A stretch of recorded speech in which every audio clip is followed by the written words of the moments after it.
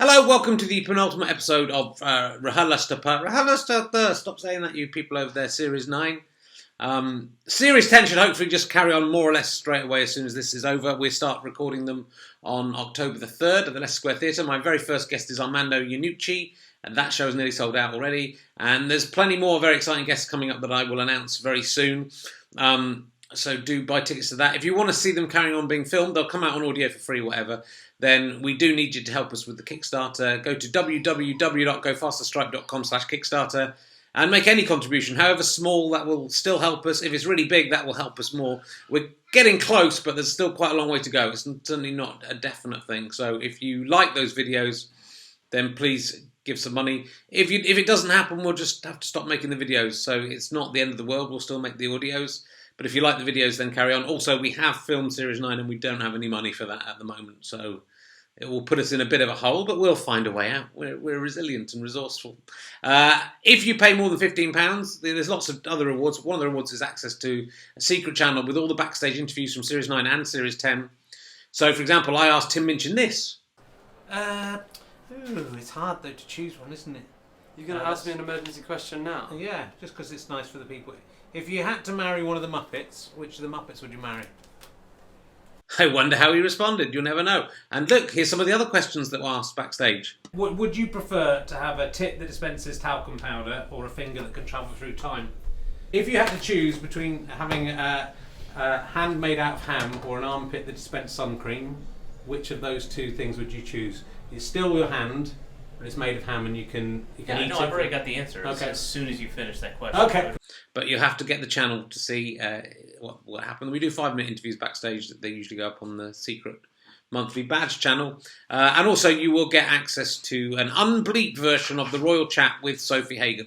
So go www.gofasterstripe.com/Kickstarter and give us some money if you can before the end of September. That would be terrific. That's my daughter there crying in the background. She's upset that it isn't certainly going to happen. All right, bye-bye.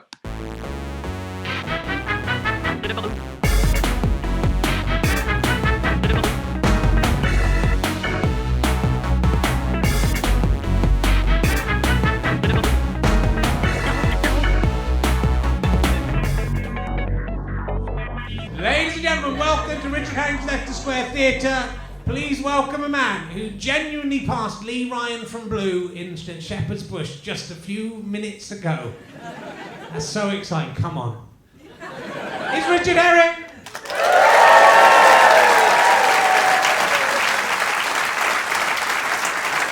Very much hello! Welcome to the penultimate Richard Herring's Leicester Square Theatre podcast of the series. I did generally pass Lee Ryan from Blue. I don't know what he was doing in Shepherd's Bush. He was on the phone, so I couldn't talk to him. But looking at him, I think he was the kind of guy who would call this RHLSTP. So I looked, he's pretty cool, right? Lee Ryan is if there's a cool one from Blue, it's probably Duncan, isn't it? Is that his name? I've just come from a festival over the weekend. I was performing at Nostock Festival near Hereford. It's a long fucking way away, Hereford. I don't know why I did this gig and had to drive there and drive back on the same day. Tom Parry is coming up, that's giving that away. He was also on just before me. But I had the best heckle I've ever had, I think. It's weird doing festival gigs because I don't have a family set, and they're often just families in the tents at festivals. And it was a mixture of extremely stoned people and drunk people and people on psychedelic drugs and tiny children. So that's quite a tough audience to play to. So I've got one kid's joke, which is what's brown and taps at the window, a poo on stilts. There's a little 3 or 4 year old kid in the front row. He found that quite funny because it had the word poo in it. Then I thought, I've got another one.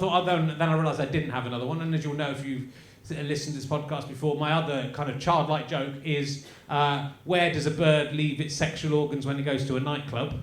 Not very child friendly, I realise. It sounds like it's going to be a kid's joke, but and then the answer is in the cloaca room. And I then said that I said to the kid, you need to know that a bird pisses and shits through the same hole, and it's called a cloaca, and that has sex with it as well. And also, you're a 3-year-old kid, you probably don't really know what a cloakroom is. So it doesn't work on any level. And I said to him, have you got a cloak? Where do you leave your cloak? And the little kid said to me, in my mummy's bedroom, which I think is Oh, it went down better on the night. So I thought just quick as a whip coming back with that. And then later on I asked him, who do you prefer, me or Mr. Tumble? And he came straight back, Mr. Tumble. He didn't even have to think about it. So I threw some water over myself and once again maligned, made scurrilous comments about not being left in a room alone with Justin from Justin's house. So that was, who I'd love to get as a guest on this, but if he listens to this, he's going to go, well, I'm not coming on that. He's horrible to me. The Labour Party have done this brilliant idea of putting someone in charge who is kind of popular with members but the party don't like. It's quite a clever idea because they keep on having leadership elections and then charging people to take part in them. And generally they charge 25 quid this time and they've raised something like 5 million quid from everyone giving £25. So I thought maybe for the next series of RHLSTP, I would do that as well. We could just try and bring in some incumbent, someone like Jack Whitehall would be good, someone that would appeal to the masses, because the person we have now is good at doing this, and his heart's in the right place, and the people who come and see it like him, but he's never going to get this show onto a national stage, is he, and onto TV. So we get Jack Whitehall or David Mitchell or someone like that in. So we might have a vote, but basically I think it's worth it. I don't mind not doing it anymore if I get the 4 million quid. Which I think, if I was Jeremy Corbyn, I'd go, let's have one more leadership election. If you give me and that John McDonnell bloke £1 million quid each and Diane Abbott £1 million quid, we'll all fuck off. That's what I would do. And I'd deliberately make the Labour Party unelectable. Oh, it's kind of maybe what he has done. So that's good. And I should mention, as it occurs to me, he's coming back. We've been doing some filming, pre-filming as we're talking now, but it's coming with the recordings are in September and then monthly, and hopefully it'll be out as a big lump in 2017. So you can really help us do more of those if you come and see us live with that. We're at the Leicester Square Theatre. Check my website, richardhain.com/gigs. If we can fill those, then we can afford to do like another 12 days filming, so there'll be more sketches, so that's what we'll use your door money for if you want to come and see that. That's just a little advert that I've cunningly put into the podcast for all the people who try and fast forward through the first bit. They thought, hang on, we got rid of the advert at the front, bad luck. Got it in. Anyway, so let's introduce our guest, because he's actually off to do another gig today. He's very kindly come along and despite doing another gig. He's fantastic. It's fantastic. Both the guests we've got for these last two shows are top draw. I won't have anyone say any differently. He is probably best known from his, I think, writing work on Great Movie Mistakes 2, the sequel, which is a controversial show because it has made its own mistake, its own goof, was that it had it repeated the multiple appearance of a woman extra with a backpack appearing in Spider-Man had already been used in Great Movie Mistakes 1. So that's why we all remember that. Which, if you're going to do a show about mistakes, don't then make a mistake yourself. That's the first rule of taking the piss at people who make mistakes. Anyway, here he is. He's the man behind that, and that's why we've all come here to see him. It's Tom Parry, ladies and gentlemen. Great Movie Mistakes 2, the sequel. Welcome. Hello. There he is. Woo! Am I the least known person you've had on this podcast? Oh, no, we've had some dross on that. As I said, we had Matthew Crosby, who you know. Yes. And it was him and Nish Kumar, and honestly, they got hardly anyone in. So you can go. This is a big There's draw. 300 people in here to see you, so you can go to see him at the gig you're doing with him now. Tell him. And say 3 times more people wanted to see me than you. Big cheer if you're here to see Tom Parry. Oh! That's not true. You flatterers. Big cheer if you're here to see Peter Bainham. You beat Peter Bainham, but to be fair, he hadn't really been announced. Let's talk about the Great Movie Mistakes. Great Movie Mistakes. We did 3 of those. Were you in them as well? You were in No. No, just wrote them. Yeah, and they'd send us a DVD of about 3 hours of the most mundane, tiny little, like if you pause it here, you could see the shadow of the cameraman, and then you'd have to write a joke for every single one of them. Yeah. And it was Christmas money. We got like a little bit of money at Christmas. But it was hard. It was a slog, real slog. Did you notice that the woman with the spider in the backpack in Spider-Man was in both? Is that genuinely true? Well, according to IMDb, that's one of the goofs on the IMDb website. Yeah, we meant that. That was an Easter. It was an Easter egg. And then in the end, Robert Webb told us. He said to the producers that he wanted people. What was the phrase he used? Better schooled to write for them. At Oxbridge, he wanted Oxbridge writers. Wow. So we got bumped. And then 2 series later, we went back as hosts, Oh, which was a really depressing job. Please don't watch the Movie Mistakes series. I did It's watch. not good. I do remember saying I did talk to Robert Webb when we had him on about it. Did he mention us? I can't remember. I think he might have said there was some terrible writers on it. But when he tried to pass the buck, but I remember seeing it. It was so. It was just really. It was no Dennis Norden, let's say. No. Real shame. And it's always on. It's like it's the thing I've done. It's the most I've ever been on telly. Yeah. Is doing the Movie Mistakes. It's a really bleak legacy, isn't it? So it genuinely is what you're best known for.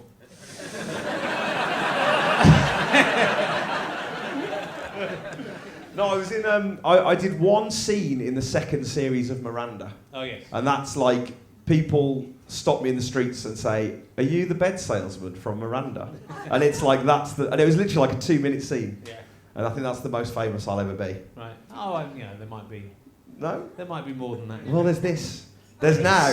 There's this. People will recognise you from this. They'll recognise your voice as you're walking along. Oh, that's without meaning to brag. Yeah. Last year, I was the voice of an Oral-B advert. Oh, yeah. Right? Close your eyes for a second, right? Everyone close your eyes. Remember this voice? Go Pro with Oral-B Pro Expert. That was me, guys. So, movie mistakes. Did you get any free toothbrushes? No. No. And I've got terrible teeth as well. That's probably why it's just a voiceover. Yeah. And the woman, like, I showed up and I started talking and she said, the woman from Oral-B, who I hadn't met before, said, "Are you from Wolverhampton?" Like, disgusted. And I was like, "Yeah?" She's like, "Oh," and went away and had a word with the producer. The producer came back and said, "Can you hide your accent?" And I was like, "Yeah, it's fine." Why did they book you? Go Pro. Go Pro with Oral-B Pro Expert. Be much better. Are you ever mistaken for Tom Parry, the Porthmadog estate agent?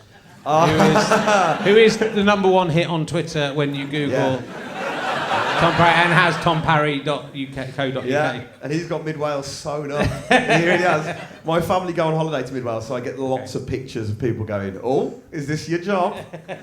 No. I write on movie mistakes. How many times do I have to tell you? Oh, in fact, it was quite a Welsh name though, Tom Parry. Tom Parry, yeah, I'm half Welsh. Oh, yeah. And then when I was about 18, I pretentiously wanted to spell my name the Welsh way, which is Tomos. Oh, yeah. So that's, you know, like how you can tell how pretentious you were as a kid because of what your email address is.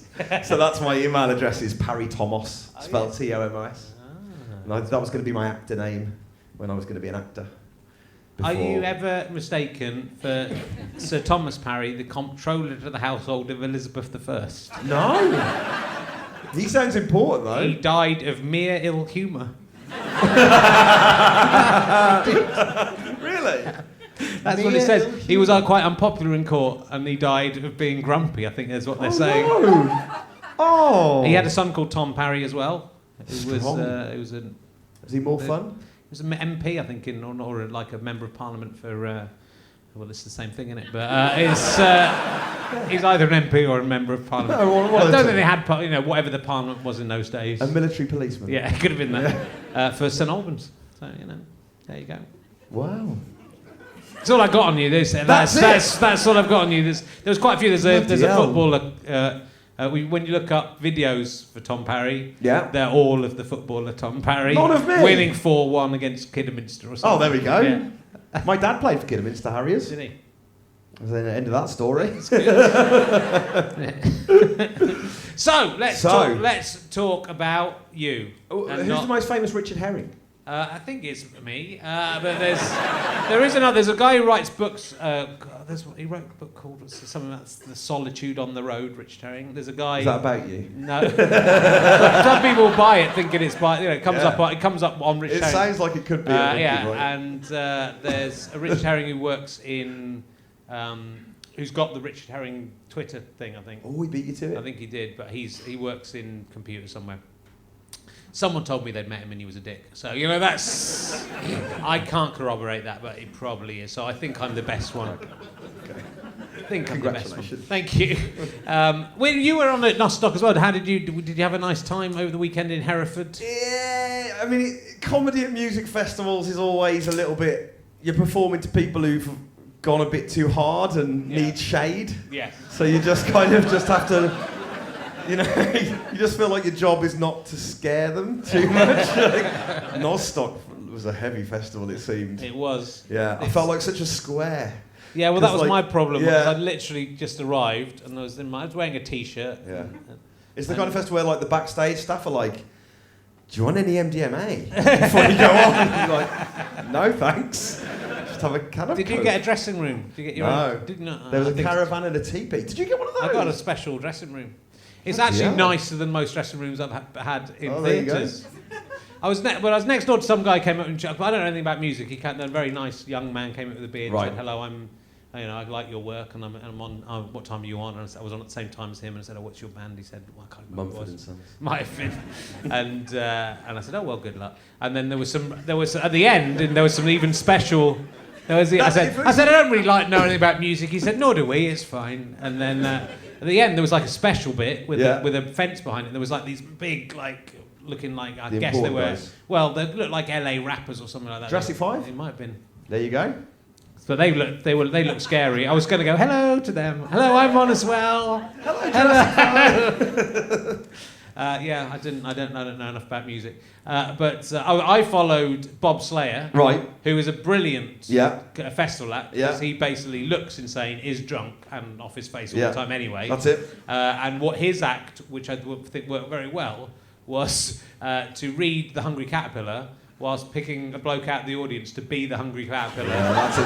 And He probably had the munchies anyway. Yes, probably good timing and for dressing him in a big green sleeping bag. There you go. And then making him eat all the things. Yeah. Great. Yeah. That's it. I mean, you can't. So I came and went, "Oh, hello, it's me. I've got some jokes." No, yeah. And then not with all these, do you have a kid-friendly act?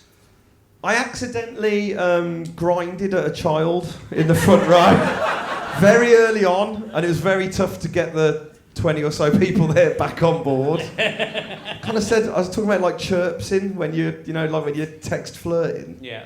And I was like, I have a bit on chirps. And I was like, "Oh, you like to chirps, don't you?" And I was like, "You like chirpsing, don't you, fella?" And it was like he was 5. And his face was there, and his mom kind of took him out after a couple of minutes, and it was hard to get back blame from that. them. I mean, it's any parent who brings. I mean, I came on and said I really don't have any kids' jokes. And then the parents going hooray, and then it got quite nasty, and then some people were leaving at the end. Yeah.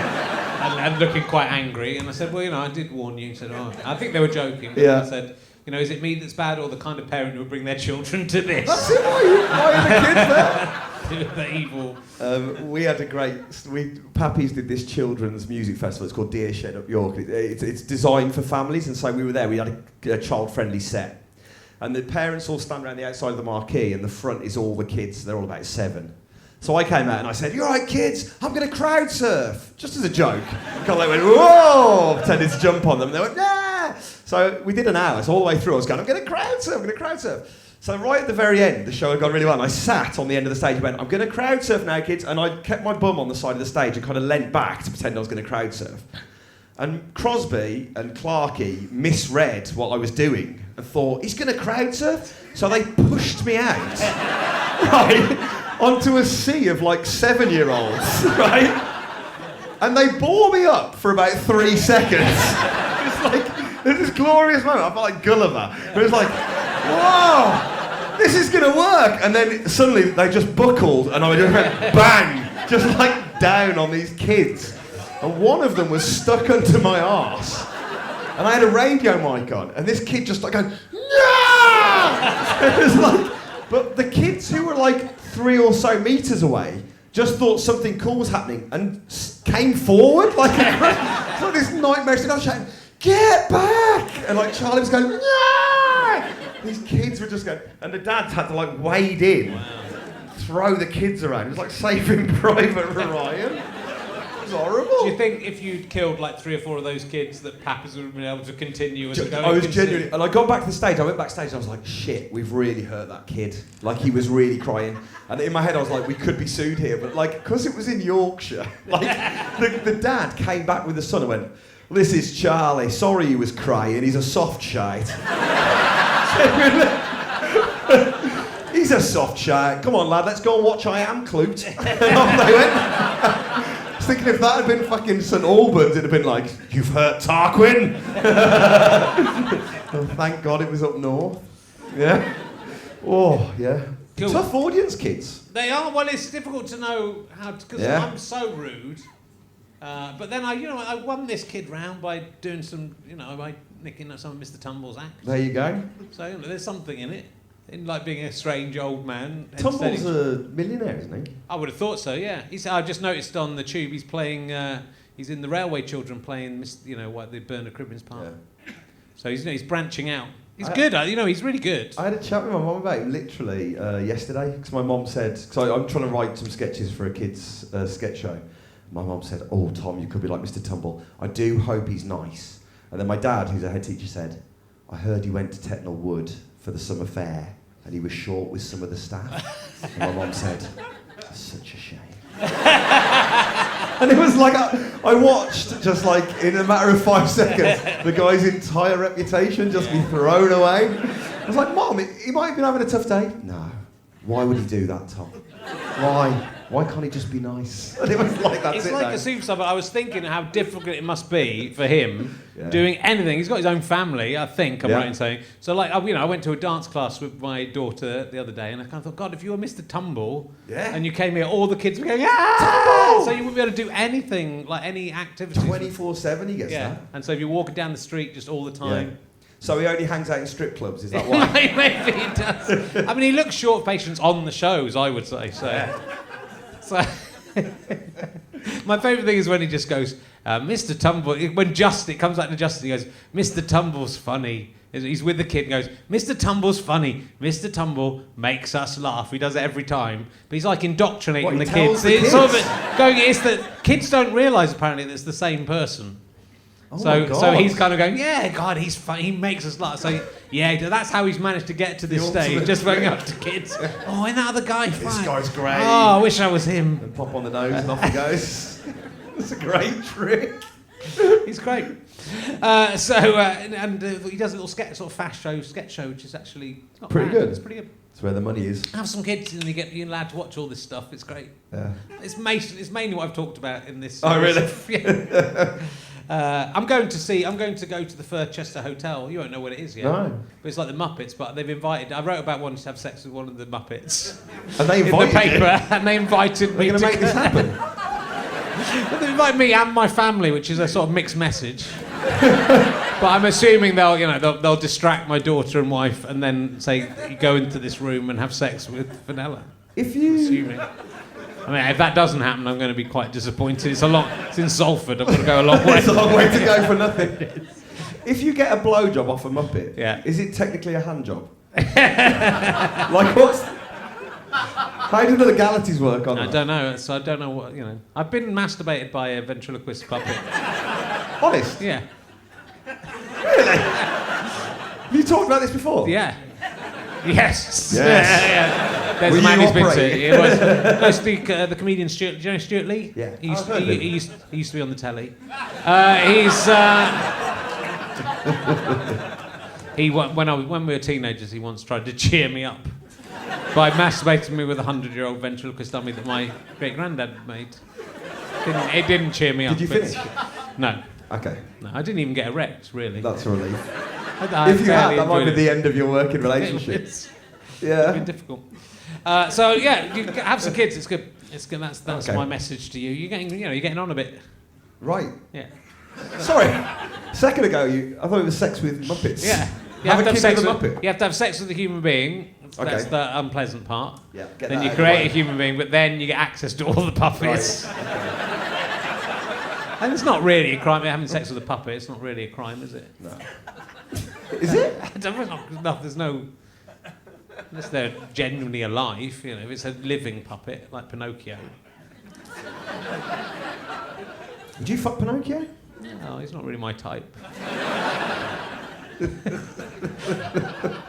You know, the thing is, like, Pinocchio could be like 100 years old, but he still looks like a little boy. And to some people, that It's a would be real the perfect... moral conundrum. isn't it? That's the... He said he was old enough. Oh, God. It's got mucky, hasn't it? Also, I prefer the fluffy ones. I don't Yeah, the splinters. Yeah. Splinters, yeah. Yeah. When I was a kid, my dad made us a wooden slide. Oh yeah. It's like child abuse, really. Yeah. Didn't varnish it. An unvarnished wooden slide. Imagine that's what Pinocchio would leave you feeling like. Oh, he left me feeling like a wooden slide.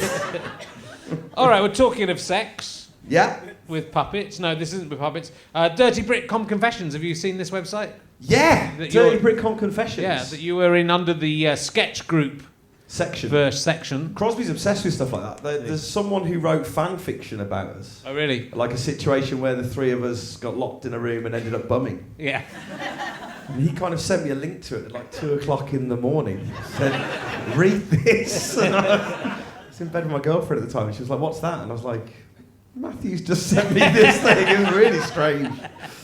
Really strange. And did he say, let's make it happen? I don't know if that's what he was intimating by sending it me at that time. Yeah. It's a strange old business being a sketch group of people, isn't it? It is. Well, we used to... Because back in the 90s, Yeah. when I was in double act, it was all like fanzine. There was a few odd fanzines of things like that. Yeah.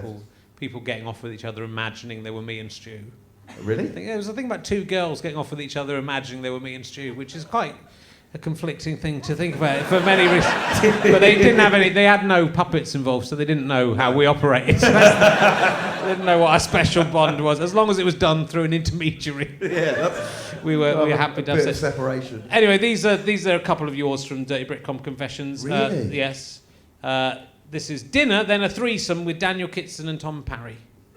God. Which I quite like. The dinner would be awkward though, wouldn't it? As you're sitting there eating dinner with Daniel Kitson and this He did most person. of the talking.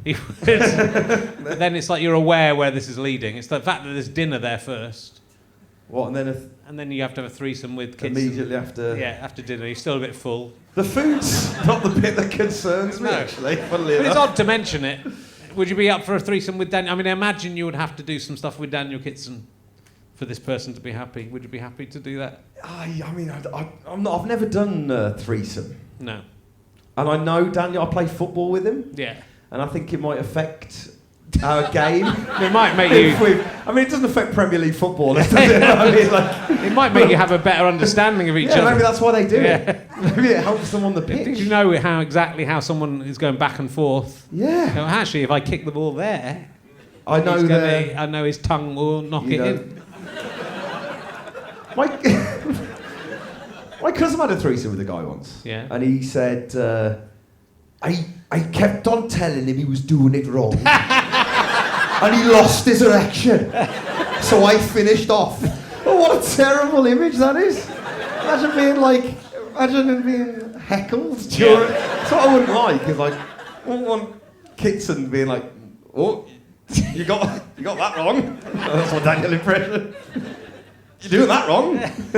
Don't want that. Okay. Have you ever had a threesome? I have had a threesome. I've written about it in my book, How Not to Grow Up. Oh, there you go. People will have to buy if they want. It took a long time, and to get not the actual threesome. Yeah. Well, the threesome I was pretty impressive, but it was. I was like I was 40, so it was too late to have a threesome. Did it improve your understanding on the football field? Yeah, I haven't played football since. I might go out. It was with two women because so I think it wouldn't. Oh, right. It wouldn't. It'd be the same, you know. No, that's it. It made me better at netball. You can advertise your services to yeah. netball teams. Here's another one about you. Stop turning this around to my disgusting. Those are the days. Damn it! Why did I get married? I expect to have no. children. What a disaster. No, you were Could be encouraging me a minute Could be ago. out in threesome. Don't ever get married or have kids. It's too late. It's too late for you to have a threesome. It's be disgusting if you do it now. I speak as a voice of experience. It's disgraceful. I spend far too much. This isn't me. I spend far too much time thinking about which sketch troupe I want to gangbang me. Who are these people? Who are these people? The cheeky boys of Pappies or the posh boys of the Penny Dreadfuls? Who do you think we are better gangbang? There was quite a rivalry situation. back in the day between. Yeah. This was like 5 years ago now. Yeah. Though. The Penny Dreadfuls aren't really around anymore. No. And their fans used to dress up in Victorian costumes. Yeah. I mean, I would say this, but I think they're much more dependable. Like, I think you're guaranteed a good time with the Penny Dreadfuls, a good solid gangbang. Yeah. Whereas with us, it's hit and miss. Yeah. You could have a cracking gangbang, or they could go, "Oh, that was a bit of a letdown, wasn't it?" I think stick with the reliable Penny Dreadfuls. They're sort of more classically good looking, I think, on the whole. Yeah, yeah. Whereas we'd be more likely, we'd probably have a bit of an off one and blame the room. They'd be like, wasn't the right room for a gangbang, and you know, it was a bit close to paydays, and there wasn't a lot of people there, and we're kind of very good at blaming our circumstances rather than our own performance. So I reckon I wouldn't depend on us for a good gangbang. They're attractive men, and you do look like a sort of the PG tips chimps. I think the three. of you. I think between the three, you're the least chimp-like one of the three. Bless you for that. I bet look how chimp-like he is. So you know that says a lot about the other two. If I had more hair, Yeah. I think I'd be well away. The Penny Dreadfuls, I think, are 1.5 good looking. Yeah. And we're probably 1 good looking.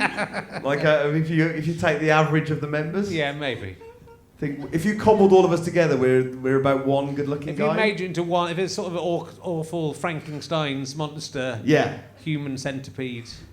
Terrible. That'd be quite good to do that to No, it sketch wouldn't. groups. No, it wouldn't. If I was a mad scientist, I'd try and make it The would be more perfect cost sketch effective. group. Well, just make you take a sketch group and make you one person who's got the best attributes of the three, either the best looking or the funniest, whichever you want to do. So I don't know what we'd take we'd want to get rid of Matthew Crosby's very small. Yes. That's all I talked to. He's very small and hairy. Yeah, so we'd want to get rid of his smallness, but he's got nice hair. Yeah. And it might just be his hair, I think. Right. Crosby's hair, and actually the other two of you are weird. That's it. Yeah. So basically, the only thing you like about Pappy's is Crosby's hair. Yeah, I could just take What it. a weird way to insult a guy. Christian went a very long route to insult me. Good. Well, that's some nice fancy. Let's ask you some emergency questions. Talking to Matthew Crosby, you're the perfect person to answer this emergency question. Yes. Who would you prefer to? I've asked a lot of people who don't know who Matthew Crosby is. This question, so most people don't. It's know been who quite Matthew Crosby is. surreal. But who would you rather died? Windsor Davies or Matthew Crosby's wife? Fuck! Fucking hell! It came out of talking to Matthew Crosby What did for some Crosby reason. say? I think he had to think quite hard about it.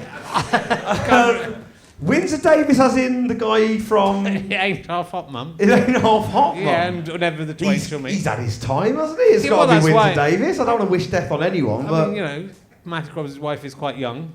And I was best man at their wedding. Mm-hmm. So I think as part of my duty, as part of best man, I can't really wish death on her over... As she's being executed, she's going, but you were Matthew's best man. Go, but it's Windsor, it's Windsor Davies, think of all he's done. It's a bit warm, isn't it? Windsor Davies? I don't think Windsor Davies would be killing her. Then Windsor Davies would have to get him. It'd be someone else. Yeah, no, the it's person either who or. lives has to kill the You think person. so? Yeah. So you're asking Matthew Crosby's wife to murder Windsor Davies? Yeah. I don't think she could cope with that psychologically after that happened. Is Windsor Davies still active? What was the last thing you saw him do? It might be, he might welcome it. I just think I've had a good innings. I mean, he's definitely had a good innings. I mean, he is son. alive. We have had some debate about whether he's alive, at least at the time of recording. You should get him on. Oh yeah, I'd love to Windsor Davies. I will. I'll try and get him on in October. Would you keep Windsor Davies alive then over Matthew Crosby's wife? No, I like Matthew Crosby's wife. He's done very well for himself there. She's a very Yes. lovely woman. Everyone says to her, that's your husband? She goes, yeah. Oh, he's done well. Yeah, he has done very well. But I mean, most men, that is true. It's very true. It's very true. Most men, you've just done well to get a girlfriend, I think. For most men. Well done for a day or so. Well done. How disgusting. When you think about it, really, it's horrible, isn't it? What's horrible? It's human species and everything about it. Yeah. And procreation. Is that why you like puppets so it much? is. So much more dependable, aren't they, puppets? Yeah. They are. I will ask you this question then. Yes. Kettle crisps are not as nice as they once were. What crisps? Kettle crisps. Kettle crisps are not as they've nice. lost their way? Let me get through the question. Sorry. Kettle crisps are not as nice as they once were. Yeah. Have I changed or have they? Don't answer. That's not the question. Still not the question. No. If you could travel back in time to compare any food of today with an equivalent in the past, part 1, what time would you travel to? Part 2, what food would you take with you and then sample the version of the other food? Oh my God. So I would take kettle crisps back to 2005, whenever they invented. Yeah. And then I would eat one from now, and then I would eat one from then, and I go, yes! Or, ooh. It was me. So what would you, is there any, it doesn't have to be in your lifetime, it could be a food historically that you were interested in finding out what it was like in the old days. It could be just something you're fascinated with now. I mean, it's probably something you've never thought about before. It probably is. I'm feeling for you, but there's... it's a hell of a question. I'm going to wait for an answer. I'm not moving on until I have an answer. Well, I mean, I'm a massive fan of... pizza's my kind of food. Yeah. But pizza's not really gone anywhere, has it? Oh, I think it has. Because I tried to make this an emergency question. It didn't quite work. But the other day... It's a cracking question. This is a different one. The other day I was walking past Domino's Pizza on Exford Road, and it was closed down, and they were gutting it, presumably to make it into Domino's Pizza again, but maybe not. And we'd had a Domino's Pizza quite recently, and it was fucking disgusting.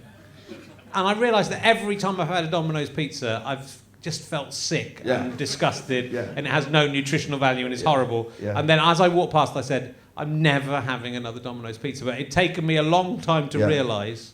And that was my epiphany. This was my epiphany. But they used to be nice. My epiphany with Domino's was we ordered what we were filming up in Glasgow. We ordered a massive Domino's order, and they delivered them vertically instead of horizontally. And there's something about the shape of pizza. It gets away with a lot because when it's compacted into like a mush, which is what it was. Just arrived as a mush. We were like, this is awful. We can't eat this, can we? We were so hungry. And it was just lumping this mush into my gob. You realise this isn't good stuff. Yeah. This is a bad thing. But I finished it. You could travel back to when the pizza was about to be... Before it was in the box. Yeah. See if it was as good. See if it was nicer than... What a terrible answer to that question. Travel back to the moment that they didn't put my pizza vertically. Yeah. And then take some of the pizza, the vertical pizza, eat a bit of that. Yes, that's what I do. I travel back in time. Some would travel back and kill Hitler as a baby. Yeah. Not me. Well, that isn't on offer. It's interesting because that's the first example within. Usually, you're taking back a similar food thing to eat something similar. Yeah.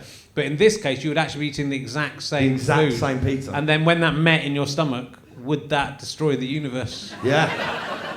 Because the two things could not exist in the same space. That's exactly what I'd do, yeah. I'd take my vertical pizza back 20 minutes to when it was a horizontal pizza and see what happens. Good. Yeah? It's a good question, isn't it? Here's another good question. Don't get me started on calzone. This is... I've not seen the point of calzone, and so I won't. This is a very good question. Which always leads somewhere amazing. No pressure. Have you ever flown a kite? Oh, yeah! Yeah, see? My dad... Let's talk about that for half an hour. Well, my dad's thing, which is a really weird thing, because we go to the same holiday every year. We go to Devon every year. When I'm not in Edinburgh, I'll go to Devon with my family. My dad loves flying a kite, but not like a stunt kite. He's had the same kite for 20 years, and his thing is length. Right. So every year, he buys a new ball of string, and adds it to the already existing string and says, let's see how far out it'll go, son. And he stands there on the beach and he unwinds it and he unwinds it. And it looks like it's about half a mile up. Like, it looks incredible. Yeah. It takes him about an hour and he lets it out. And then it stays up there and he's happy. Then he winds it back in. And every year he adds to the string to see if it can get further and further. And that's his thing, his distance. Yeah. And it's like, it is the most unspectacular kite flight ever. I like the way he's doing it in stages. It's not like thinking, I'll just add a shitload on this year. Oh, no. He's taking it year by year. Yeah. Where the last year was successful. Yeah. Let's not take any risks. Yeah. Let's add just another length of string. So the responsibility is, when he's got it out there, you go and you take it off him for a bit. Right. And you have it for about 15 minutes. Yeah. And then he has it back. So the big thing is, like, it can't break on your watch. Right. Else you'll probably be cast out of the family. Have to start again. Yeah. Well, that's it. And he, you know. And how many years has he got left? That's the question, isn't it? Yeah, that's the big question. Would he ever get That's back? what this question is really about, is mortality. It is. See, I told you it's a good question, wasn't it? We'd never have got that. Have you flown a kite? Yeah. Is it in your book? No, it's in the book. I've mentioned it. I have at least three kite-based stories, and no one ever asked you for them. So that's why it's a good question. Yeah. I can't take the credit. That's Ali's randomage. That's one of his random questions from Ali's randomage. Not a fan of those arseholes who like skateboard along the beach by kite. Yeah. Give it a rest, mate.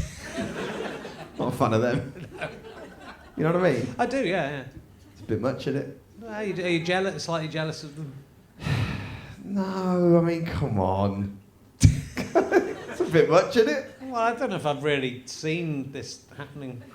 There's skateboarders along the beach with their kites, and then there's the other bellends who sit on like a little seat and like they have pulleys and they just go along the dunes. Yeah.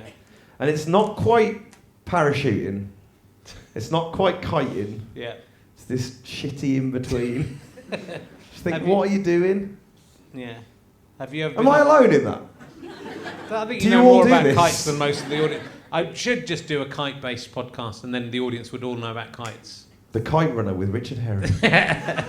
And then this would be a much more exciting moment for the audience. Yeah. But I love it, so fuck them. Yeah. I don't care. I don't think any of these people came to see you talk about kites.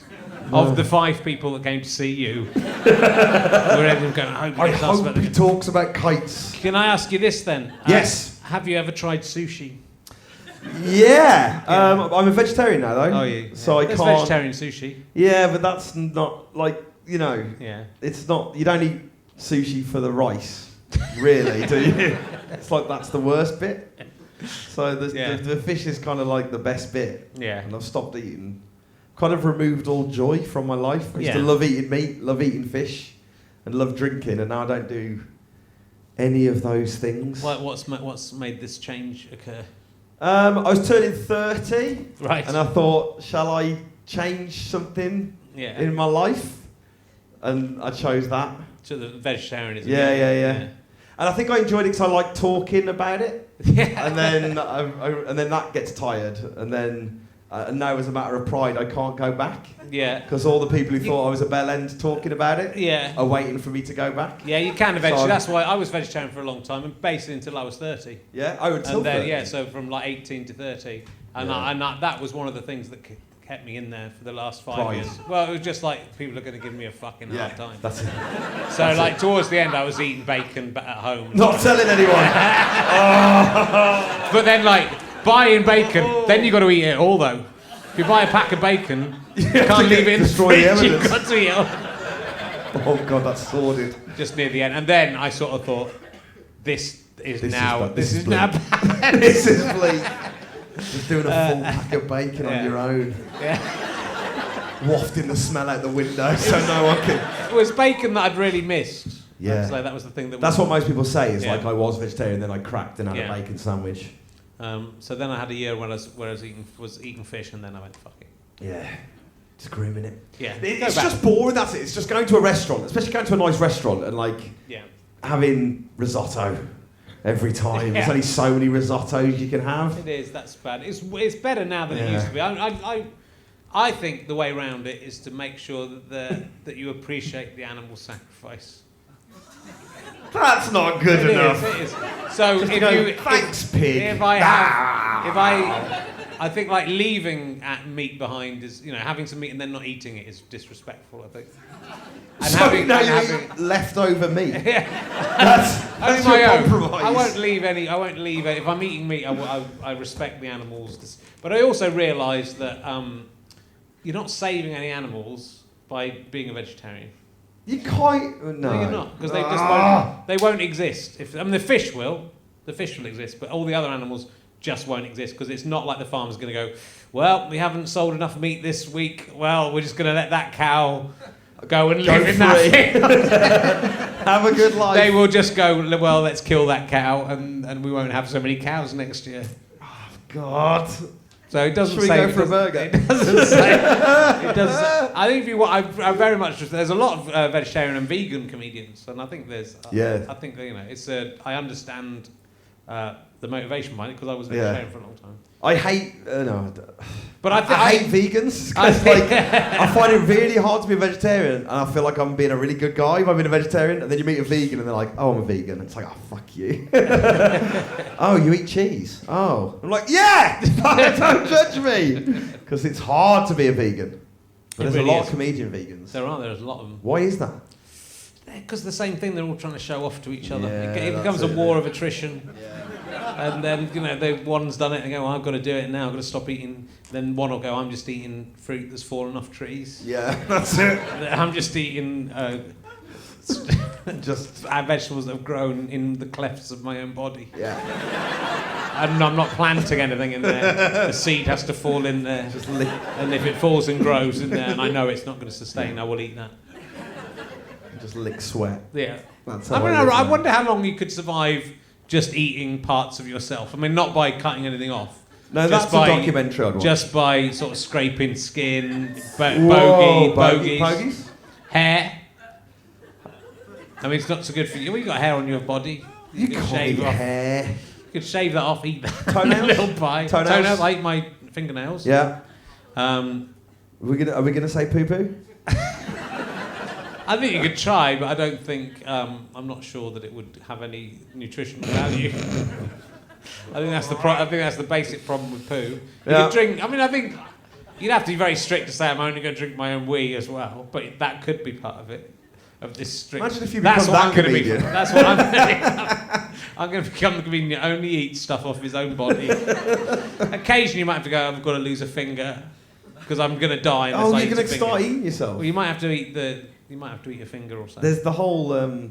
Yeah, but I don't use that much anymore, so I could get rid of that. Yeah. Protein. Yeah, gristly though, isn't it? Oh God. This is very bleak. Yeah. 7 months. 7 months. You think I'd survive? Yeah. That lady's going. She didn't know this was going to be the date that she was going on. She thought she'd come to Miss UK. And she's, are you all right? Just going to the loo. She's going, God, they haven't talked about movie mistakes once. I'm leaving. I think she thought this is a good time to go to the loo. Or maybe just thought, I'm leaving to give that let's get started on this new lifestyle. She's gone to munch on her own. Yeah, she's gone to... She's gone for a snack. Gross. Well, ladies have an extra every month. There's a little. What? Oh! That's a lot. There's a lot of iron and stuff in there. I thought you were going to say milk. You genuinely went there before milk. What's wrong with you? I think it would be irresponsible of a mother to take this diet. I mean, you'd have to be a mother to be lactating. And then you'd be And then you'd be drinking the baby's milk, and also I think be emaciated and die. I don't think you'd last very long, but you'd have moral superiority over the vegans, is what I'm saying. Yeah. It'd be one in the eye for Sarah Pascoe. So there's always that. Yeah. And it's interesting. Would a vegan eat their own? Would a vegan eat their own bogies or their own? Yeah, good question. Yeah, would they? Yeah. Because that's been produced by an animal, or their own semen. Yeah. Yeah, Michael Legg. Would you drink your own jizz? Would a vegan having sex with another vegan, would they just have to, say no? No, sorry. Sorry, at this point Because we you're have an to- animal. I can take Vegans are allowed contact with living things, aren't they? They're That's not not allowed a boy to in the take bubble. any produce. So a vegan can't get pregnant because you can't. Not allowed. That's still eating it. That's still a certain ingestion, isn't it? I mean, I'm not sure that's how it I works. think it is. That's it? I think that's the vegan you Them's have to the be rules. Them's to the beat rules. the other ones. If that's what you're worried about. I'm But I game would for it. say. Should we give it a year and see? Yeah. Let's see how we look. Let's do it till October. You can come back and be my first guest in the new series. See how we both look. Beautiful. I'm game for it. Good. It's a good question, wasn't it? Yeah, of course. Was that how you ever tried sushi? Is that where that Oh, came? that's how it started. That's how it started. That's the best response that question's ever had. Yeah. Oh, this is a Yes. good one. I don't ask this one enough. I think this will take us even further. Do you ever worry that you've already lived your life and are now in a care home with Alzheimer's disease, and what you perceive as reality is just a distorted memory of the first time this happened? I would prefer a yes or no answer. I mean, if it is yes, Yeah. it's not bad, is it? Like, this is pretty cool for if I'm just, you know. Yeah, do you think that you get the highlights of that? If you're in that situation, do you think you relive everything, or do you think you relive the good? Because I'm So hang on. flattered that you've chosen this moment. That's I know, yeah. That's what I'm saying. This is clearly If an you've important moment Yeah, for me. it is. It's the moment I decided to stop ingesting jizz. Of course I'd come back to this moment. It's why I ended up in a care home. Because of following all the rules that we just made. This is in 2 weeks' time. Should have eaten. It's just sending a message back to the teacher. Don't listen to the guy. So what? Sorry, I'm in a care home reliving my life again. Well, in my like when head. my grandma was like 101 years old, she Yeah. would, she couldn't remember anything, but she would sometimes remember her dad or something like that and have memories of that sort of thing. And you get that idea. There are people who obviously are. Yeah, I'd Yes. like to think if I was doing that, I'd remember myself, but with hair. I'd go back, remember all the scenes, but I'd have a full head of hair. It'd be great. Like, I think that's But the you only might thing. have a full head of hair. You can't see your own hair, can you, from where you're Oh, that's a sitting? tragedy. So I'm But you an can't old see your own man head. with a full head of hair Well, you- who's yeah. dreaming about being No, a bald you might man have- in his 30s You who drinks his own jizz. You might have a What am I d- you might have But a full that's head of hair already- in the memory. You can't see your own head. You don't get a third person memory, do you? It's not like a TV show where you go back in your memories and the camera's over there looking at it. From your perspective, your memory is from inside your own eyes, and you haven't touched your hair or looked in the mirror, so you don't know. I if have you've got How hair. do you not have looked in the mirror? During this conversation. Oh, right. So you okay. might have a full head of hair. Imagine if I just did. Yeah. This is like the bit in Bill and Ted when they can start, but then you did go back and now you've got a gun. Yeah. Imagine if, no, anyway. That's not so great a question. I think it's not as good as have you ever tried sushi. You would think. I just love the idea of that, someone coming up with that as a question. That's from MarshallJonesJr.com. He's bothered to write that down. He thought, yeah. He's got Some that's a good question. Some people won't have tried sushi. No. Do you think when you end up in an old people home though it'll be a bit like your kind of uni days again? Because you're all in a dorm and you're kind of fucking around. It's kind of what I'd like to think. It's like Yeah, it's not. It's. I tell you a what, lot of them are single again. yeah. It's kind of like a chance.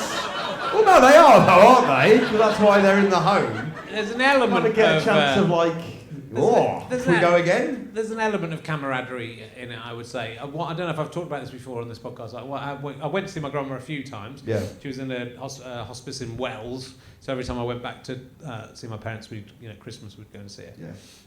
But there was 2 floors. There was a lift that went up 2 floors, and one time we got in the lift and we thought we pressed button 2, but we'd obviously pressed button 1. Yeah.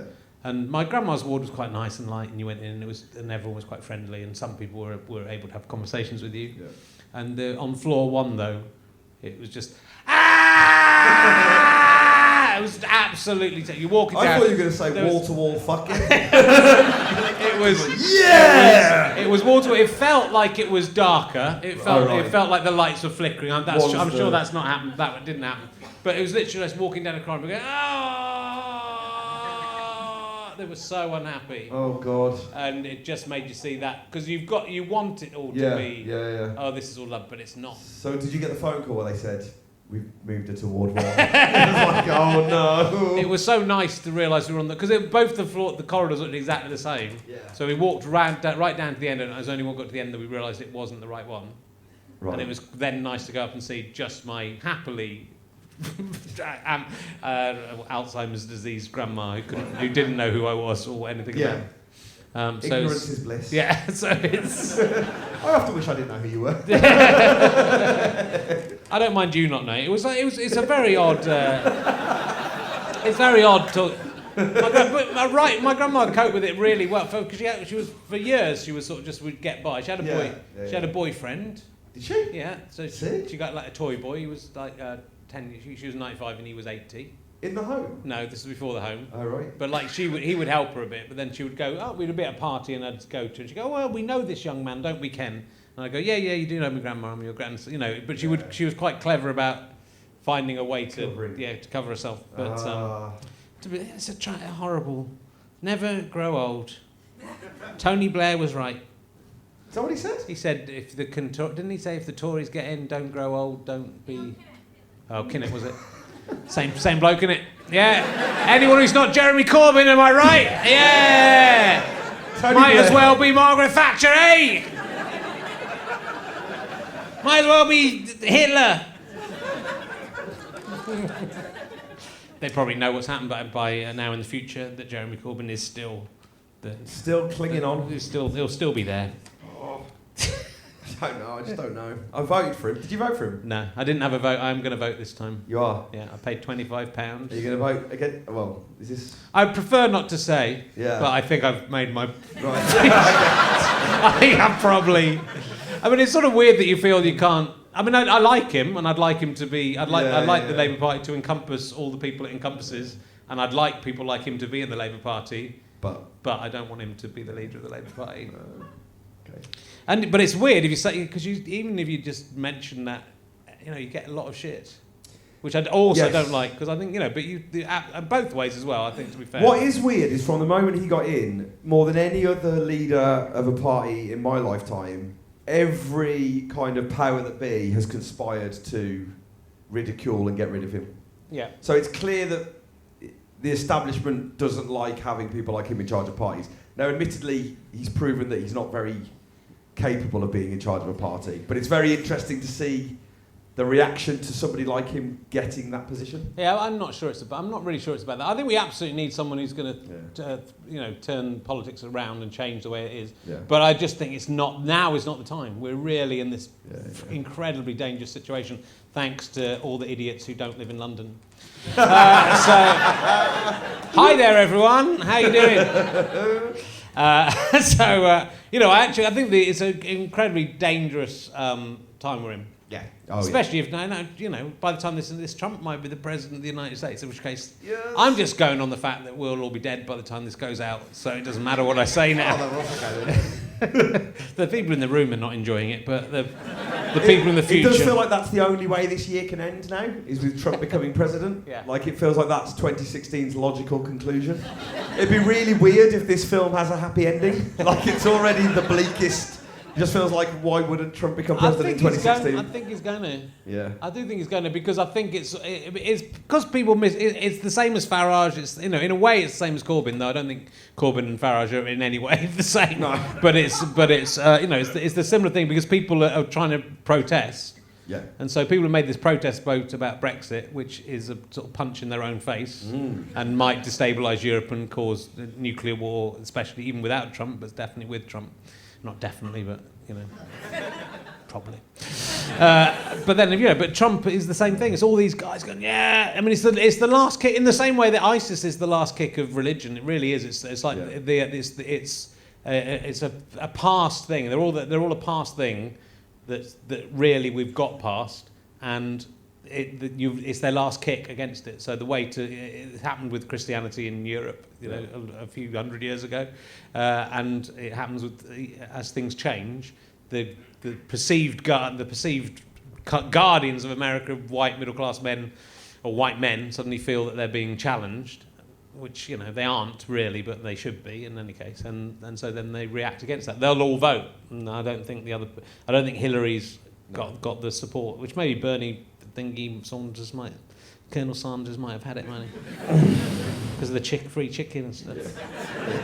Could have done that. Colonel Sanders would probably stand a good chance in the US election.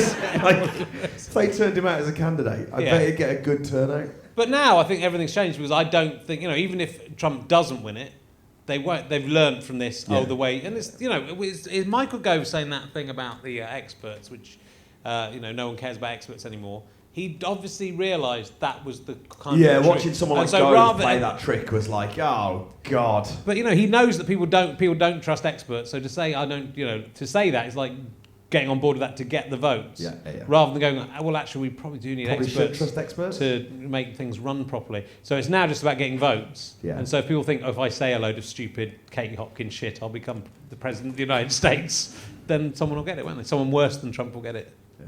So we're fucked. And it's all down to the people who voted for Brexit. So that's... I hope you're happy with yourself. I know there's some of you in here. Do you play that game on like trains and buses and things where it's like who's Brexit, who's Remain? My wife is really... My wife does. My wife is so furious about it. Yeah. So she won't. She's got members of her family and friends that she won't talk to. Yeah. And now I do. I sit in coffee shops. I was doing it today. Sit in coffee shops. I look around and I think, you're Remain. You're Brexit. You're Brexit. And even when someone cut me up yesterday, and I honked my horn and I thought, he's a fucking Brexit. That guy is Brexit. I was extra angry with him because I just knew he'd voted Brexit. Yeah. So it's crazy. Yeah, we're living in horrible times of prejudice in both directions. I mean, the day after it, I think, the day after the result, I think I was walking my daughter through the park and there was loads of old guys playing green lawn bowls. Brexit. Yeah, Brexit. but I was basically saying to my daughter, these are the guys who've wrecked your future. And I almost wanted to shout at them and tell them that's what they'd done. Come and tell my daughter what and you've then done. I kind of thought, they might not have done, Rich. Don't judge people because they did it. They did. Yeah, they did. Oh, it's horrible. Here's a question. It happened... Oh, do you want to keep talking about this? Well, we can do. I mean, I'm aware that it's dull for the people in the future, is all I'm saying, who have much worse troubles to worry about. Yeah. They're looking back what were they complaining about? They did great back then. Yeah, no, never mind. No. Let's... it's exciting, isn't it? Yeah. It's exciting times to be alive in, right? Never knowing... you're going to get to the end of your next tube journey. So it's one way or the other. And the excitement is you won't know whether it was just someone who was crazy or a terrorist or what. You never find out who killed you. Is it just a nut? Oh my God, this has really taken a turn. Is it just a nutcase? I mean... Is it an accident? Was someone having a laugh that got out of hand? Or was it a proper terrorist? That's all we have to worry about. I love the way was it a party popper that went wrong? The news is like when they go, it's terrorist, then it's not a terrorist. It's like, oh, it's all right, it wasn't a terrorist. It's just a crazy guy. It was just a crazy guy. It's fine. Wasn't a terrorist. What a fuck! It's genuine. Just genuine. That is much more scary. Yeah. That's just someone can be crazy. Yeah. No, it's fine. It was just a crazy guy. Thank God he didn't have links. Oh, what a relief. He didn't have links. He just like pipe bombs. Great, fine. Let's talk about you. Finally. Yeah, let's talk about you. We'll go back to you. So you were the 2015 Best Newcomer Perrier Foster's Award nominee. I was nominated for Newcomer, yeah. Yeah, Best Newcomer. My 10th year of going up to the Fringe. 35 years old. I've been going since 2005. And I got a Newcomer nomination. Yes! Did it feel weird to get... did it feel like... I was embarrassed. Like, it's always nice to get a nomination, but I was like, I really hope I don't win. Because it would have been really awful. People would have gone, really? That guy? And you don't want to be that guy who's like, So I was really relieved when a genuine newcomer won, like Sophie Hagen won, and she's a genuine newcomer and is building a career. Yeah. You know, so whereas I've had my career. I've written on movie mistakes. Exactly. 2, 3, and 4. What more could I have? You know, so it was weird. It's weird, but no. I mean, it was obviously a good show. You had the 7th best joke of the Edinburgh Fringe that year, which was really they published that in the Sun, right. And so my nan rang me, and that's for me that my nan was like, I've made it now. Yeah. Because I had a joke that was in the Sun. Yeah. But they're weird, those lists, because they don't ask you whether they can use your joke, and then they just publish your joke, and it goes, for 2 days, it goes around the newspapers, and then it ruins that joke for the rest of Edinburgh. Yeah. And because it's your best joke, you put it in a bit of the show where you know you need a laugh, and then that stops working, so it kind of fucks you for the final week. Because a lot of people have heard it, only like in Edinburgh, because it's such a bubble. But you didn't, if you don't even win, because I think Dan Antopolsky won it one year. Yeah. You get 1,500 quid or something. You get some some money yeah. in a cup and stuff if you win. I mean, it's the idea of judging a joke. All the things said at the Edinburgh Fringe, and then doing a top 10 list of and then coming in seventh. I've got the 7th best joke. Like, it's so underwhelming. You know Tom Parry? I'm the guy who wrote the 7th best joke of 2015. It's good. Do you want to hear the joke? Yeah. They won't laugh. They won't laugh now, because it's no. In fact, genuinely, I had to do this thing on radio the other day, and they said, "You wrote the 7th best joke of last year. What was it?" And so, like, when you tell it in that context, no one laughs. They go, "Oh, okay." It's such a horrible exchange. Make sure nobody laughs at it. Let's all listen to it. God, But no! then don't, just only laugh if you think it is definitely in the top 7 jokes of 2015. It's quite good. You might laugh at it, but don't be honest with yourself, though.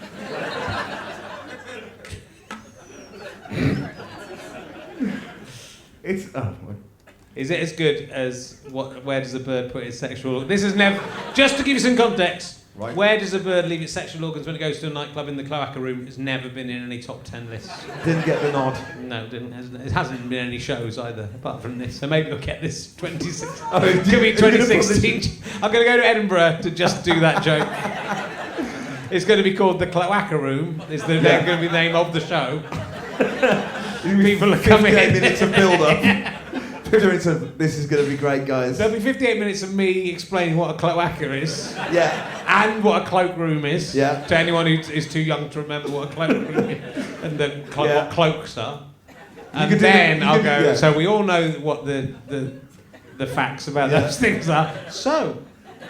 You could do 20 minutes of the Justin's room trick of being in the audience going, oh, the joke that this guy's going to tell is brilliant. He's really good. And then pop back, out you come. Put on a red nose. Tell the joke. And then people go, but hey Rich, the punchline was the title of the show. You could give them that. The problem with you is this is actually something that you would do. You'll be crowdfunding for this in 2 months' time. What was your joke? I'm sorry to have set the standard so high with a cloaca room. Cloaca room. It's like cloakroom. They'd probably need 15 minutes after the joke to just explain why it worked. Yeah. It was that's a good question. Where do you? At what point? 45? At the 40-minute lull? Yeah, with the 40-minute lull. Wait for the 40-minute lull to do the joke of the show. Yeah. Do your joke. No, remember what we said. Amazing build-up. I dare you not to laugh at this joke, motherfuckers. Hey guys. There's an old saying about. Come on. It's funny already. There's an old saying about the weather, isn't there? Red sky at night, shepherd's delight. Blue sky at night, day. They had to laugh. Blue sky at night, day.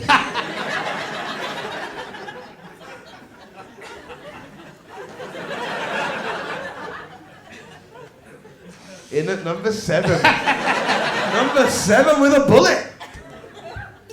But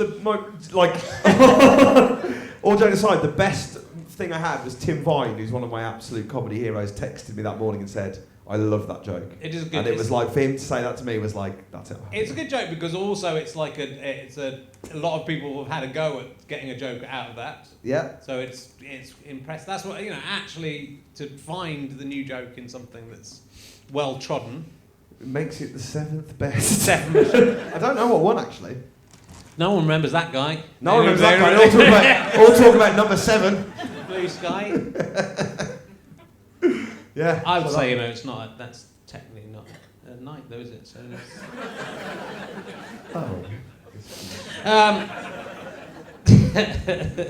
And you direct shows though.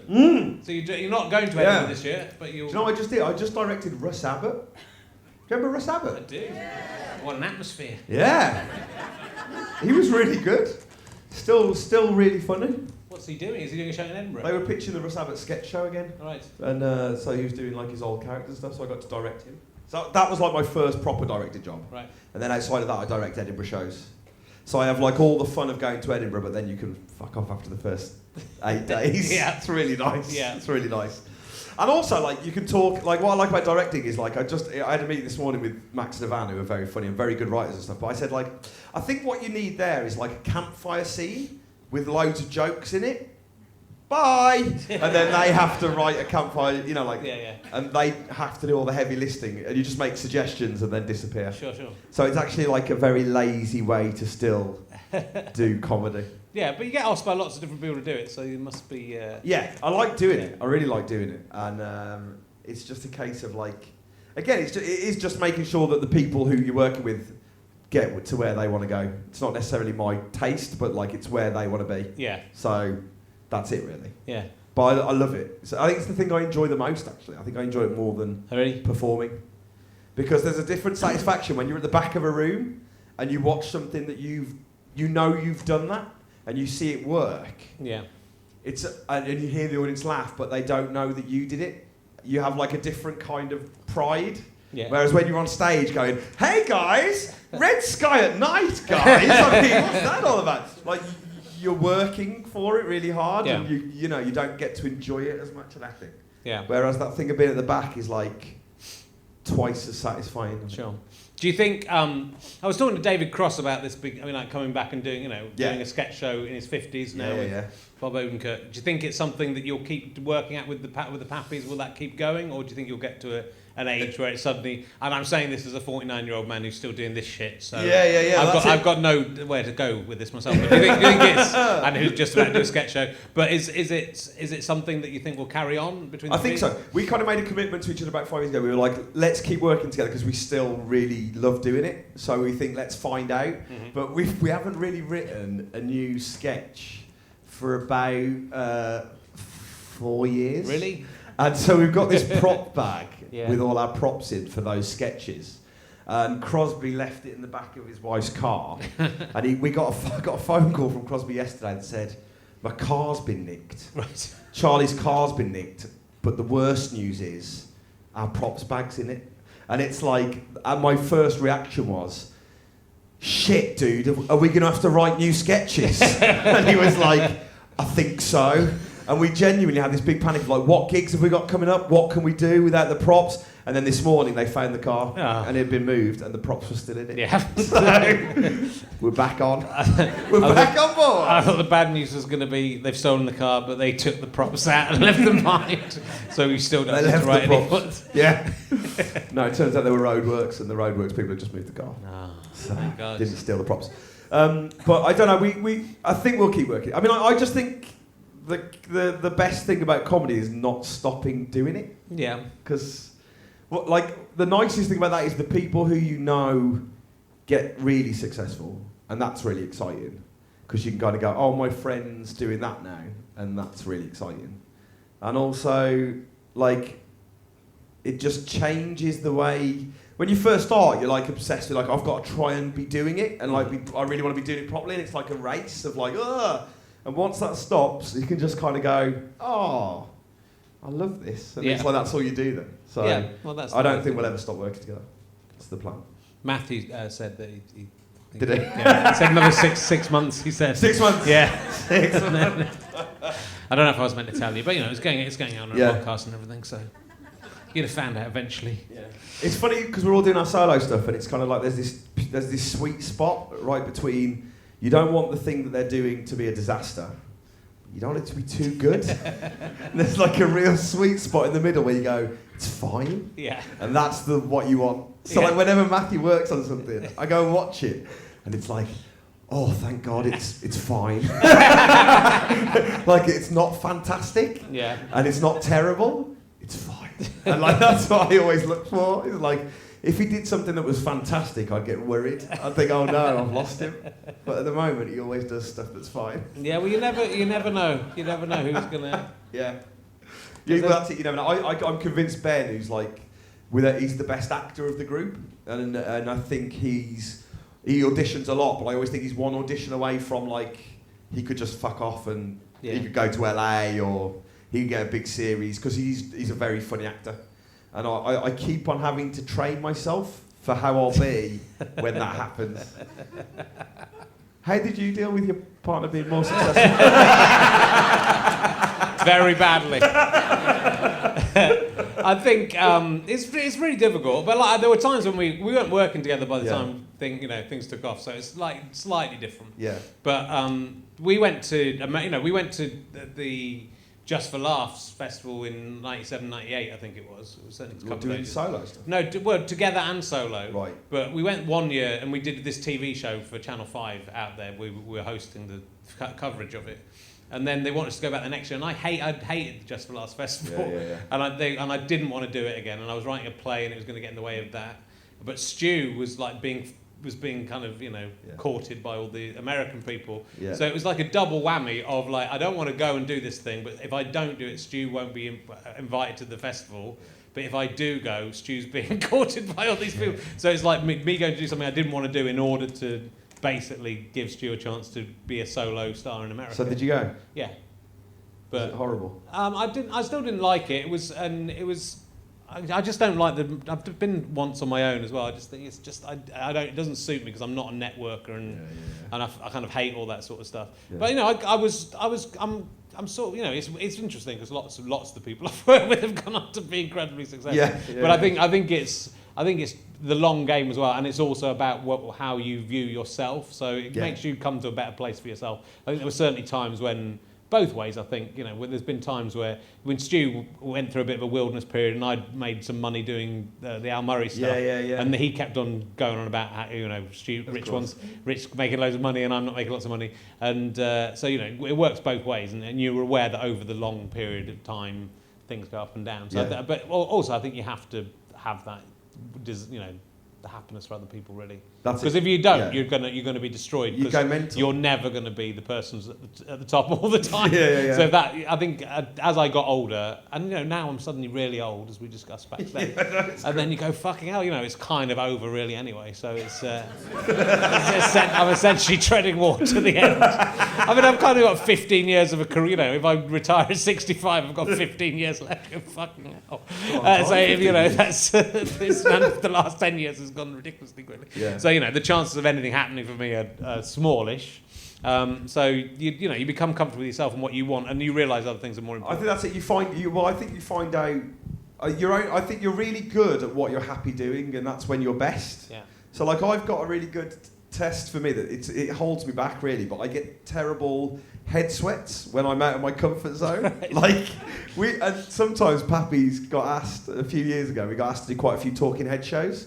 Like Channel 4's 50 Funniest Moments. And I hate those. I didn't want to do them. Yeah. And we arrived, and from the moment they put me in front of camera, I would just start sweating profusely. They'd have to keep stopping recording to sponge me down. And it's the worst thing, because as soon as they start pointing it out, the more I sweat. And it's like they go, can we just stop? Tom's got a little bit. And I go, oh God. And the other two are kind of like going, oh no, Tom's freaking out. Like they can tell. Yeah. And it's like, I know that if I got a panel show, like I've done a few tryouts for them, but like I know if I went on What the Week Say, it would just be like this horrific head sweat thing. So like, it's quite nice because I now tell myself, only do things that won't make you sweat. So like, I kind of do stuff that doesn't make me sweat, and it makes me I feel comfortable then. Yeah, you're not sweating today, I know. Well, it's quite good actually. So I'm talking about sweating now, and it hasn't made me that sweaty. Because normally it makes me. I'm quite insulted that you're not sweating. No, this is no thing to me. Annoying. No,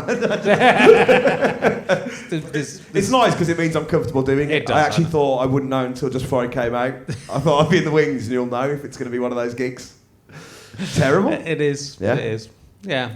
But I think also you look at other people and other groups and other sketch groups and other double acts and the way that things have gone for them, and you kind of think, well, that isn't necessarily the person I would have expected to be. You know, often You think, just don't know yet. Yeah, so you don't know where it's going.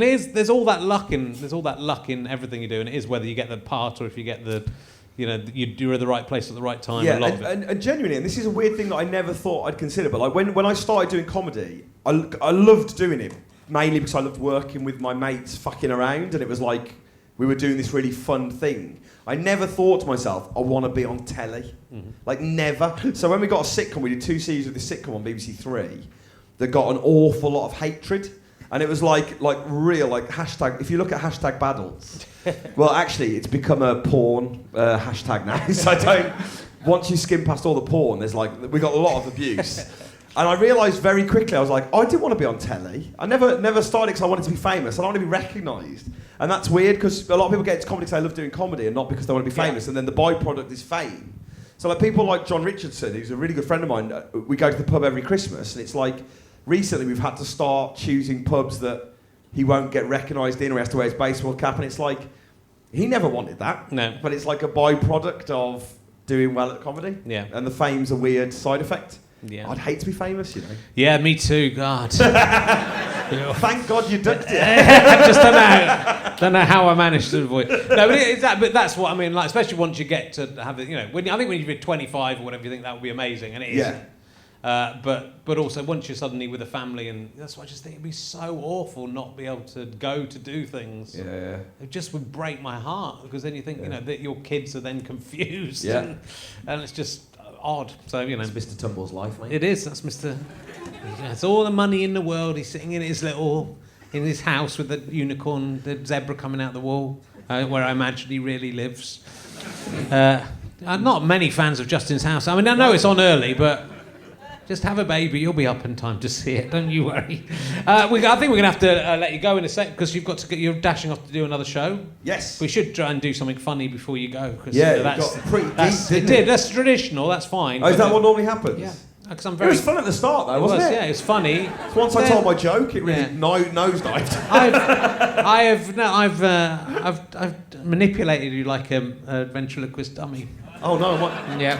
Oh no! Am I going to jerk you off to finish? Yeah. Is that how it always ends? That's Oh no! I'll ask you one more question. We'll have to hope it's a good one. There was one I wanted to ask you. No, I'm not going to ask that. I've also asked that backstage. Have you had a nice time? Yeah, no, it's been all right. Do you think it's been in the top 7 podcasts we've done? I think it has been relaxed. I'm not sweating. It's usually very hot up here. Yeah. Next time you come on, I'm going to put the heating on really, really hot. Okay, hold on. Let me see if I've got a newer one. Oh dear, I'm such an idiot. What is the... No, I'm not going to ask that one. Have you ever been attacked by an animal? That's what we're going with. That's what we're going with. I'm taking a risk. I used to run a gig at my cousin's hotel, and he had a tiny lapdog called Peanut. Yeah. And Peanut was used to go for me. And we had a free bar after the gig, and I got very drunk and got home, and Peanut attacked me. And I locked myself in the bathroom and slept in the bathroom. When I woke up the next day, I'd written a poem. Right. I had no recollection of writing. That the first 2 lines, it said, "Fuck off, Peanut." And then it said, "They don't understand us. And they never will." And then the rest, it was just incomprehensible. And I have no recollection of writing it. I like it because the first line's very much against Peanut, but in the second And then line you're... suddenly he's on board. And I reckon I've been drinking scotch all night. "Fuck off, Peanut. They don't understand us." It's kind of like exactly the way a guy goes when he's on whiskey. Like, "Fuck off. Oh, come here, mate." Like, But it genuinely started go for me. Yeah. And I had to lock myself in the bathroom to get away from it. And then I wrote this fetching poem to it. So yeah, the time I did get attacked by an animal, it brought out. He was my muse. Yeah. Red sky at night, you're on Mars. No, come on. It's gone almost as well. I think Do you that reckon? is. Yeah, that's number 5. I think it might be 8th. I think in Put it second into your of the show. Red Do Sky. 2 shows in that show. You take them and see if you can beat me. I'll do. I'm taking to Edinburgh this year. Well, it'll be- It's yeah. going to be the cloaca room and Red Sky in Mars. No, that's the joke. That's The what joke it's called. is, there's an old saying about the weather, isn't there? Red sky at night, shepherd's delight. Yeah. Red sky at day, you're on Mars. Yeah. No. And Mars. No. And the Mars the day helps you work, rest and play. Should have ended at the dog attack thing. I don't know why. Don't know why. And you know, in a way, we might do. Yeah. So, ladies and gentlemen, give it up to Tom Parry. Thank you, Roy. Our penultimate guest. Why not come back next week? We've got Ellis James on next week. Thank you very much. Cheers. Bye.